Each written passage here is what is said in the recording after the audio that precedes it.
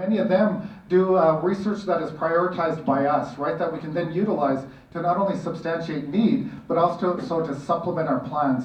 So when we think about indigenous methodologies, we want to utilize Western science to substantiate those methodologies and not the other way around. Usually we look at the science and then we try and create the methodology, right? We have methodologies that are tried and true for 15,000 years, right? We just need to utilize them in a modern context, right? And then utilize Western science to substantiate what we already know, that they're very effective methodologies.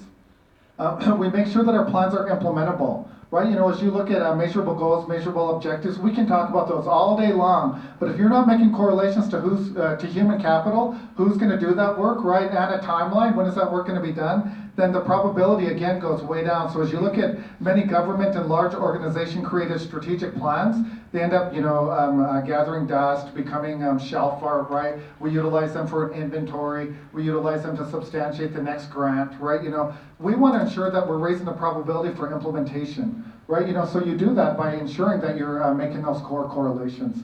And then we learn how to plan better. We have to have an evaluation component that allows us to switch horses in midstream. As you look at utilizing Western science to substantiate everything that we're doing, we need to ensure that we have the ability to have some maneuverability, right? You know, so that we can change horses in midstream, if you will, right? If many of those approaches aren't working, because much of this work in Indian country is new knowledge. Well, it's not new knowledge to us, but it certainly is from a funder's perspective, right? So we need to have that ability to change strategies.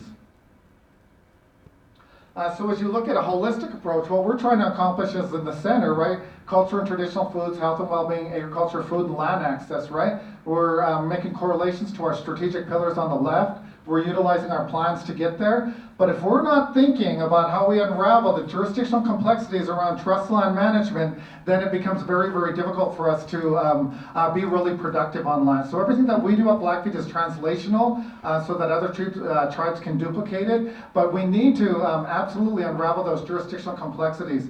So we're working on a couple of different programs around that.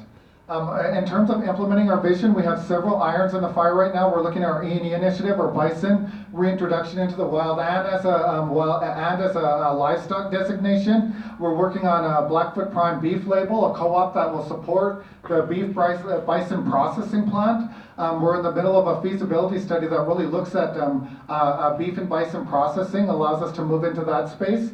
We're working on our local food delivery system, how we get that nutritious food back into our local food delivery system so that our people are benefiting as well. We're working on international market access, a international trade umbrella that allows us to enter into our own trade agreements as a sovereign, right? So that will allow us to market our beef in places like Great Britain where U.S. producers aren't allowed. So as you look at the legal framework, right, and the ability to create that umbrella, we're following Oneida's example, right? They create a free trade zone with their county government, and they're figuring out how they're utilizing that to market their products internationally as well. So we want to be cognizant about that as well. Indigenous-led conservation, we're in the middle of a feasibility study that will allow us to not only preserve our biodiversity and market our products at a higher rate, but it'll also allow us to collect fees on a state highway so that we have revenue-generating streams that are more sustainable, so that we can underwrite necessary agriculture and natural resource management, and we're working on GIS inventory and mapping.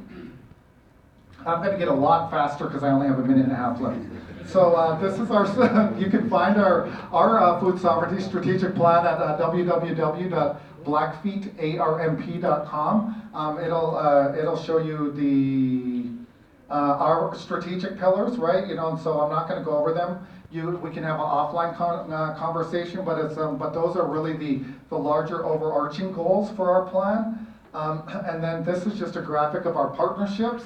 So as you look at entering into necessary partnerships, we have several partnerships nationally and internationally that are doing a lot of the work for us, right? So as we think about Indigenous-led anything, we're utilizing those partnerships to really help us substantiate everything that we need to do. And so with that, thank you. Thank you, Loren. Loren, another round of